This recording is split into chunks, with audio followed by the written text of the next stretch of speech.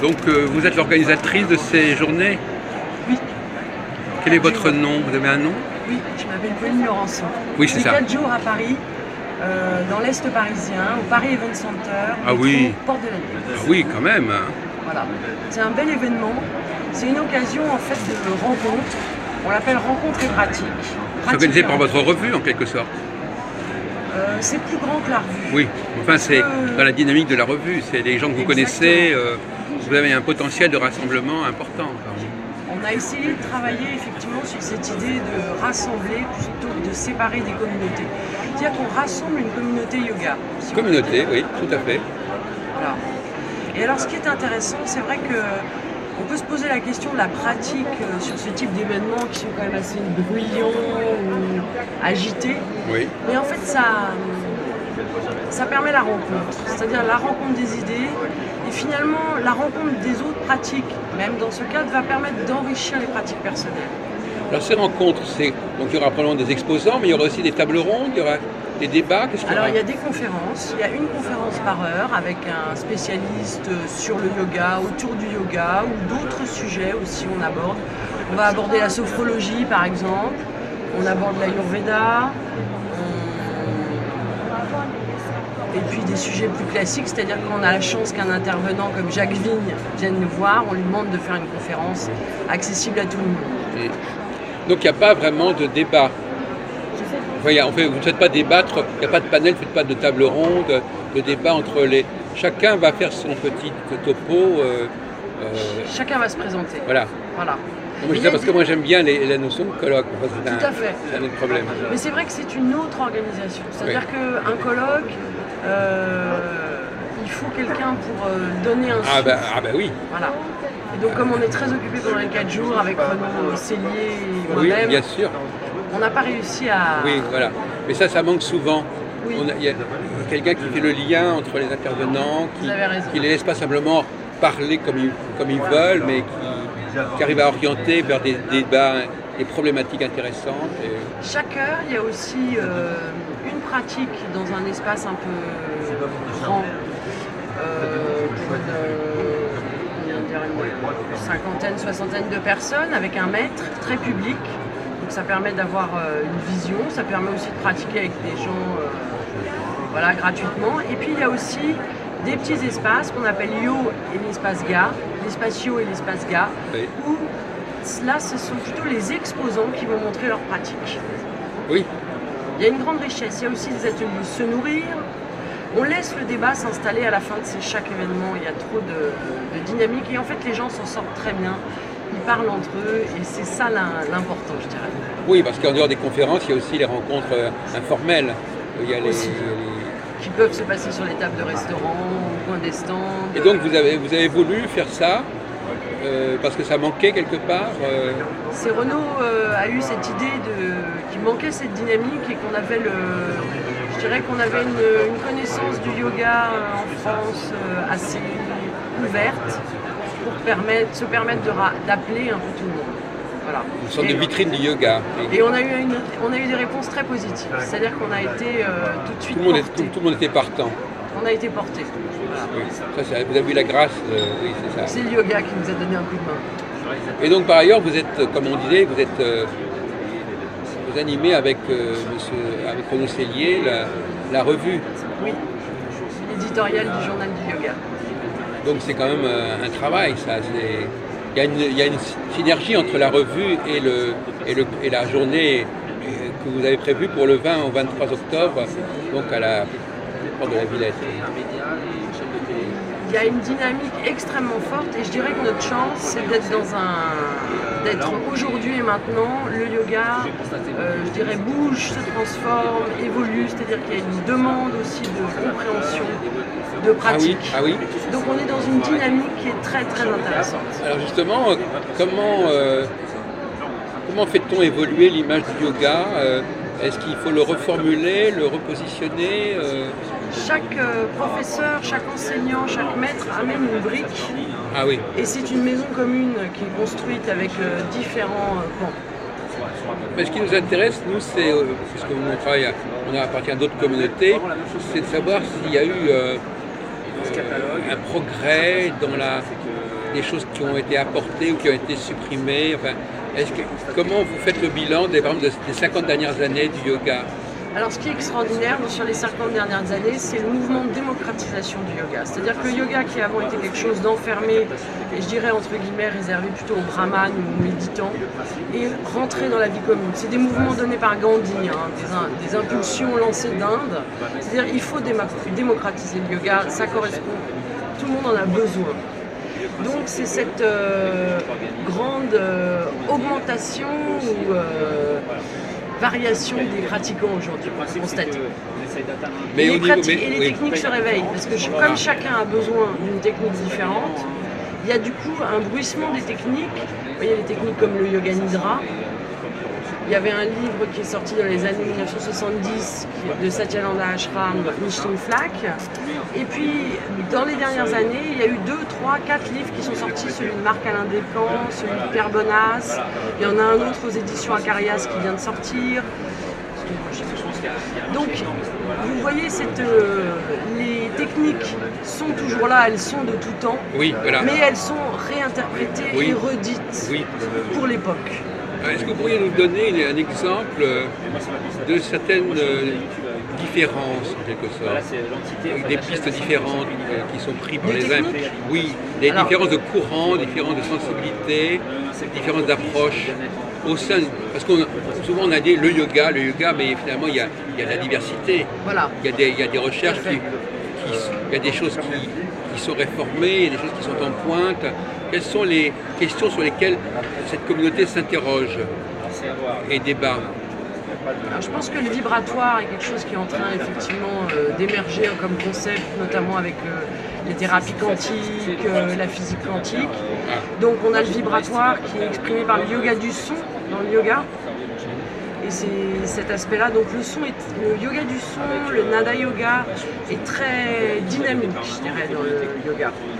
Après le pranayama aussi, c'est-à-dire les techniques de respiration. Mais si vous voulez, ces techniques-là, à chaque fois, sont contenues dans toutes les autres. Oui. C'est un peu circulaire. Mais le yoga du son, je pense que vraiment on est en train de... Ah, ça c'est quelque chose qui rénove un peu. Alors le yoga du son, qu'est-ce que c'est alors le yoga du son, Pauline? Le yoga du son, l'expérience du son, c'est l'expérience du vibratoire, c'est-à-dire c'est sentir sa propre, pour moi, sentir son propre corps ou ses propres corps, mais plus les sentir par la perception, les sentir par la vibration. C'est-à-dire que c'est le son que vous envoyez qui vous décrit vos propres limites. Et donc on produit du son. C'est ça. Voilà, on produit du son. On le déplace dans le corps aussi.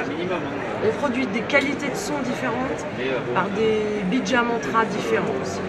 Donc c'est plus simplement des postures physiques, des asanas, c'est aussi des émissions de son qui sont codifiées elles-mêmes aussi. Il y a des noms, il y a des... Alors, il y a des mantras, il y a des bija mantras. Et donc dans un groupe de yoga, maintenant c'est sonorisé, il y a du son qui sort, c'est pas seulement le home. Le home restant, je dirais, le pilier, le son original, parce qu'il contient tous les autres. Mais on peut travailler, c'est-à-dire qu'il y a des aspects thérapeutiques, les aspects thérapeutiques du yoga aussi émergent. C'est-à-dire qu'on dit le yoga c'est pas que du bien-être, il a une vocation thérapeutique de l'âme ou du corps, de l'âme-corps. Donc ça c'est un nouveau positionnement d'une certaine manière. Oui, c'est vrai. Oui. Et qu'est-ce qu'on peut guérir, qu'est-ce qu'on peut modifier Donc c'est vraiment, ça rentre dans l'arène de la thérapie. Voilà, ça rentre, je dirais, dans l'arène de la thérapie comme soutien. C'est-à-dire qu'on ne remplacera pas les effets extrêmement puissants de la médecine allopathique, mais l'individu qui prend cette médecine a besoin d'être soutenu énergétiquement, émotionnellement, sur plein de plans. Et c'est là où le yoga, ou la sophrologie, ou beaucoup d'autres thérapies, le yoga n'est pas là, bien que je le respecte infiniment, viennent en soutien. Vous voulez dire par exemple que quelqu'un qui aurait une thérapie lourde, voire une chimiothérapie, pourrait être soutenu par le yoga? Exactement. Ouais. Et aller prendre quelques principes, si vous voulez, pour se... Comment dire, pour porter, si vous voulez, l'idée, par exemple, de la maladie. C'est intéressant comme des choses. Donc, moi qui suis plutôt dans la musique, alors, donc, vous utilisez aussi, donc il y a les sons qui viennent de notre corps, mais est-ce que vous utilisez également des sons extérieurs, des instruments, ou c'est vraiment uniquement, ce qui est à mon avis préférable, un travail avec ce qui sort de nous? Il n'y a pas de règles et c'est à chacun selon ses On moyens. peut utiliser des gongs, on peut utiliser des choses comme ça, Voilà. c'est pas interdit, c'est pas incompatible. Rien n'est incompatible, rien n'est interdit, rien ne peut... Celui qui ne veut pas chanter, le chant bien sûr étant... Mais avant d'arriver au chant, on peut peut-être avoir besoin de passer par un stade d'écoute et de sensations internes pour après chanter. Puisque chanter présuppose d'avoir le souffle et la colonne droite Et tout le monde ne peut pas chanter, c'est ça? Ah. Alors justement, moi je travaille j'ai toujours rêvé d'un yoga qui utilisait le sifflement. Parce que moi je travaille beaucoup sur les vibrations. Donc, moi je peux faire vraiment des concerts de sifflement. J'ai toujours pensé que dans un groupe comme ça, le sifflement ça crée une rencontre des sons.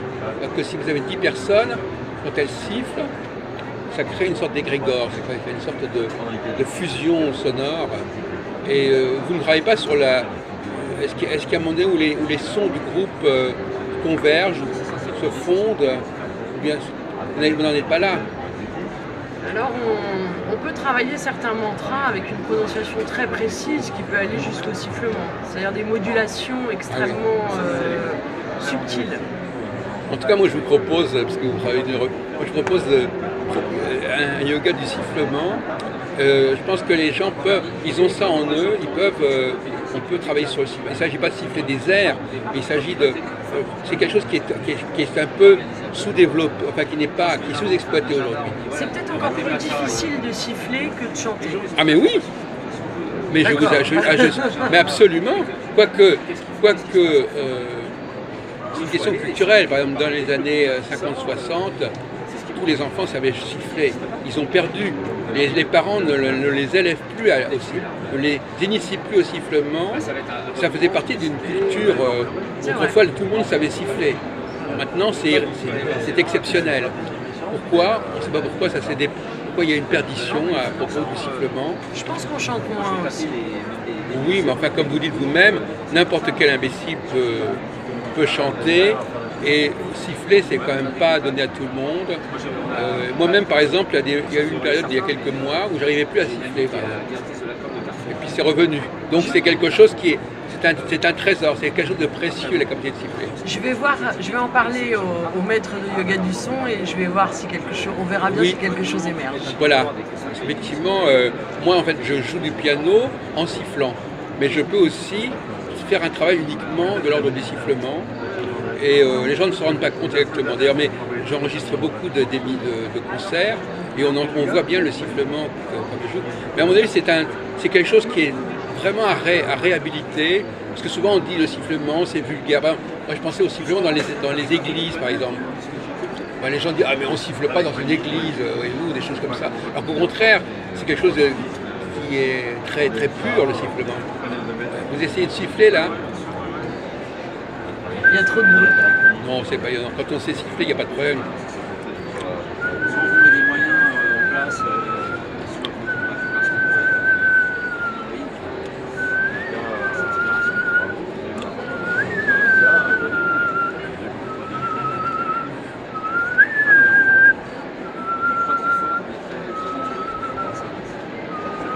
c'est le yoga du sifflement, attention.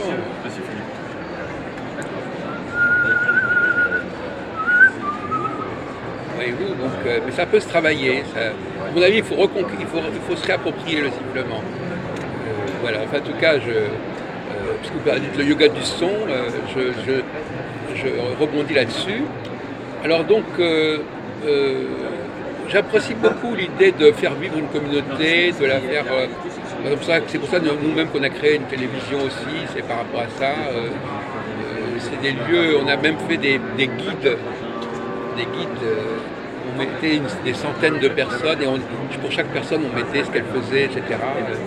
Ça existe au niveau du yoga, des guides qui rassemblent pas seulement pas des publicités, mais vraiment des notices personnalisées sur 200 ou 300 personnes par exemple, des choses comme ça. Nous on l'a fait énormément. Nous, on a fait à l'issue du premier Yoga Festival, on a fait effectivement un hors-série qui rassemblait tous les intervenants du premier Yoga Festival. Et qui parlait de chacun d'entre eux, de ce qu'ils disaient, leur itinéraire. À chacun d'entre eux, effectivement. Chacun pouvait dire un peu ce qu'il ressentait, etc. Mais il ne donnait pas forcément d'accord. Mais en tout cas. On l'a fait, mais on l'a pas refait parce que. Oui. Peut-être parce qu'on est un peu paresseux. Oui. Maintenant, vous y faites penser. Parce qu'avec le mail, c'est pas très compliqué. Les gens vous envoient ça et puis. Et sur le site du Yoga Festival, vous pouvez trouver les archives de tous les intervenants qui sont venus avec leur bio. Oui. Donc vous trouvez le Yoga Festival 2015-2016 avec, je vous dis, la bio de tous les intervenants. Oui. Je vous redonne le site. Voilà, on va le mettre de toute façon. www.yogafestival.fr. Justement, pour faire un peu le joint avec ce qu'on disait, est-ce que parce que moi-même je travaille sur les cycles, vous savez, est-ce que la notion de temps existe pour le yoga? Est-ce que la notion de saison, est-ce que la notion de cycle, de phase existe? Alors, nous interviewions Colette Poggi qui nous disait que pour l'Inde, la notion d'espace était peut-être plus importante que la notion de temps. Ah bon? Qui pour nous est très importante, mais que finalement la notion de spatialisation et d'espace était une dimension, en tout cas, plus importante qu'elle est ici. C'est-à-dire que le temps pour les Indiens, vous savez, est circulaire. Oui. Donc tout tourne, tout revient. Oui. Tout s'enchaîne. Oui, donc ils ont une conscience très, très claire du temps. Ils font beaucoup il y a le jyoti, il y a l'astrologie, il y a tout voilà, ça. Oui, bien sûr, il y a le positionnement là où on est, en même temps donc, il y a un point. Eux, ils connaissent ça, de toute façon. Bien sûr. Mais l'idée qu'on est dans un... C'est là où ça rejoint quand même peut-être Einstein et la théorie de l'espace-temps. Oui. Puisqu'il y a une modification. L'espace modifie le temps, n'est-ce pas? Oui. Et la vitesse. Oui, oui. Masse énergie, tout ça. Oui. Voilà. Donc ce temps qu'on pense comme donnée fondamentale immuable est aussi modifié par l'espace. Oui. Alors, vous comprenez ce que vous dites là? Je veux dire que l'espace, comment est-ce que qu'est-ce qu'on entend par travail sur l'espace? Alors l'espace, en fait, c'est parce que, par exemple, ce que nous expliquait donc Colette Poggi, c'est que le concept de samadhi ou le concept de méditation, si on le prend dans le temps, on a du mal à relier ce concept au temps. Par contre, si on le relie à l'espace, c'est qu'on comprend que la méditation, c'est être posé ici et maintenant en un point au centre de soi. Ça, vous verrez plus dans le dernier journal du yoga, son interview. On comprend que c'est une position... Voilà, c'est un concept spatial. C'est-à-dire que la méditation, c'est se poser au centre de soi. On est dans l'intemporel en quelque sorte. Exactement, et on sort du temps avec ces notions-là. Oui, enfin moi je reste sceptique parce que justement la connaissance des cycles est très importante. Bien sûr, on est aussi dans le Kali Yuga. Non, parce qu'en astrologie on a le même problème. Et des astrologues qui veulent sortir du temps, voyez-vous, qui vous disent on fait le thème natal et puis c'est quelque chose qui est constant, donc on est dans l'espace. Voilà. Et en fin de compte il y a une espèce de résignation, c'est comme si on avait une sorte de désenchantement par rapport au temps et qu'on dit bon ben, on va travailler sur le moment présent. Voilà. Les Indiens disent aussi, bien sûr, ils parlent de Kali-Yuga. Oui, mais ça c'est très large. Là on est dans un cycle effectivement de destruction. Oui. C'est-à-dire qu'on a toutes ces notions de méditation qui nous viennent des rishis de l'âge d'or, sont aujourd'hui divulguées, peut-être perdent. Il y a des gens qui posent la question du cycle de destruction dans lequel on est, où même le yoga sera détruit. Ça c'est un temps très grand, à des milliers d'années. Moi je parle du temps à l'échelle de l'individu. Alors il y a aussi les âges de la vie. Ah oui, bien sûr, dans le yoga. Ah, il y a les âges de la vie quand même, oui. Oui, bien sûr. Il y a des âges pour certaines pratiques, c'est-à-dire que évidemment l'âge de l'enfance, adolescence, le premier Oui. est réservé à l'apprentissage. Il y a un âge où on doit aussi s'occuper de ses affaires temporelles, assumer sa famille et il y a un âge pour la retraite vers la fin de la vie. Voilà. Et alors, Et je sais qu'il y en a un quatrième, je suis désolée. et alors, finalement, pour une dernière question, parce que vous êtes un homme et une femme, enfin en l'occurrence, Tout à fait. est-ce que le yoga aujourd'hui travaille sur cette différence entre la femme et l'homme? Différence, complémentarité, enfin peu importe, sur Oui, sur oui, dualité. bien sûr. Est-ce qu'il y a des choses à dire à ce sujet? Alors- Est-ce que parce que vous parlez tout à l'heure des utilisations du yoga, est-ce que le yoga permet, par exemple, de mieux comprendre la relation entre l'homme et la femme, par exemple? C'est en train d'émerger, en tout cas ce qui émerge, c'est cette idée qu'on est féminin et masculin et qu'on a peut-être des deux côtés besoin de récupérer d'un côté et de l'autre pour recomposer des êtres complets, Oui, je dirais. oui. Accepter aussi qu'on est plus d'un côté que de l'autre et l'assumer. Mais enfin, Vous excusez-moi, voyez, c'est mais... Shiva Shakti. Hein. Oui. Mais excusez-moi, est-ce que par exemple, si on vous demande comme ça, à brûle-pourpoint, qu'est-ce que c'est que le masculin, qu'est-ce que c'est que le féminin, qu'est-ce qu'on répondrait dans le milieu dans la communauté du yoga? Alors on dit que Shiva c'est l'image du masculin, c'est l'image de l'idée. Mais en fait cette notion, je crois qu'il y a un gros problème sur la traduction. Bon, Parce qu'en Inde, Oui, oui. on traduit, on féminise une notion et en fait on applique, quand on féminise ou qu'on masculinise une notion, on applique une idée de l'Occident. bah absolument, oui. Donc on a déjà mis un filtre. Parce que les Indiens ont quand même cette très très très belle représentation d'un être androgyne, Oui. qui est Ah, ils l'ont héros. aussi, ça, ils l'ont. Oui. voilà, qu'on n'a pas en Occident. Vous voyez? Enfin, si, qu'on a dans la Bible, plus ou moins. Si, mais on l'a pas en représentation, Oui, d'accord. en statuaire, en esthétique. Mais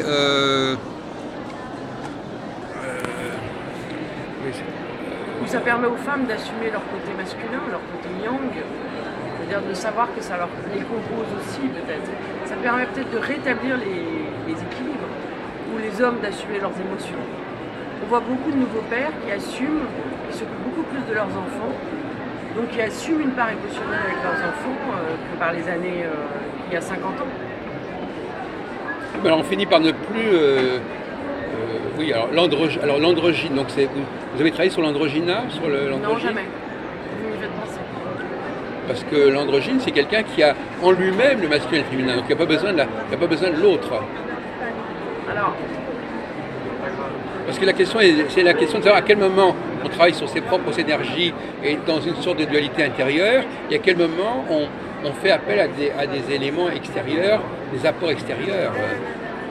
Non? on vit aujourd'hui, on vit en communauté, très clairement. Les communautés sont nombreuses, la planète c'est plus le temps d'aller vivre seul dans les grottes. Donc, nous avons à nous rencontrer et à participer à ce monde. Mais l'androgyna, justement, c'est pas ça, justement. L'androgyna serait plutôt le contraire. L'androgyna, c'est la conscience, d'ailleurs vous le disiez vous-même quelque part, que nous avons cette dualité en nous-mêmes. Il faut peut-être le redéfinir. C'est vrai qu'on ne peut pas avoir le beurre et l'argent du beurre. Si on a cette dualité en nous-mêmes, on n'a pas à l'attendre de l'extérieur. Mais c'est vrai que moi j'ai assisté encore il y a 2-3 jours un débat sur le yin et le yang, et il y avait cette confusion. Et à un moment donné, on parlait du yin et yang, et puis après on disait « Ah mais il y a les hommes, et puis il y a les femmes. » Il faut savoir. Mais alors, dans la Bible, même dans le premier livre de la Genèse, il est dit Dieu a créé Adam, mâle et femelle, etc. C'est une notion. C'est dans le tout début de l'Ancien Testament, les premières pages de l'Ancien Testament parlent de l'androgyne, justement. Mais c'est peut-être la liberté pour chacun d'exprimer et son côté, moi si je suis une femme, j'ai peut-être la liberté d'exprimer aussi mon côté masculin, aussi mon côté dans cette société. Voilà. Oui, mais la question qui se pose, on termine l'entretien, mais nous on a l'habitude de chercher à poser des problèmes, donc à ouvrir des voies de réflexion et de débat. Et la question qui se pose, c'est de savoir si le féminin de l'homme, c'est la même chose que la femme. Est-ce que la femme incarne le féminin de l'homme? Ouais. Est-ce que la femme, c'est l'incarnation du féminin? Et est-ce que l'homme, c'est l'incarnation du masculin? Ou est-ce que c'est autre chose? On parlait tout à l'heure de langage. Est-ce que le masculin et le féminin, c'est une chose, et l'homme et la femme, c'en est pas une autre? Non, non, c'est pour ça que le problème de mettre le mot féminin et masculin sur ces énergies de la psyché, les sexualise. Oui, alors bien que sûr. C'est pas des énergies et voilà, sexuelles. c'est ça, voilà. C'est des énergies, on parlerait plutôt d'Ida et Pingala, c'est-à-dire l'énergie du soleil, Oui. une énergie de vie et une énergie de la lune qui serait plus une énergie du repos. Si vous voyez, c'est l'alternance entre l'activité. En fait, il faudrait plus les rapprocher de Raja, l'activité, et de Tamas, l'inertie, peut-être. Alors justement, pour terminer sur, est-ce que vous savez que dans la mythologie hindoue, la lune est un élément masculin Oui, je sais. et qu'elle a des épouses en même en quelque Tout à sorte. fait. Elle en a 12 même. Ou 28, 24, 28. Donc c'est une Chandra, oui. Et donc c'est assez curieux, n'est-ce pas, cette dimension. C'est pour ça que je vous dis qu'on fait une erreur en sexualisant cette énergie de la psyché. Oui, oui, oui.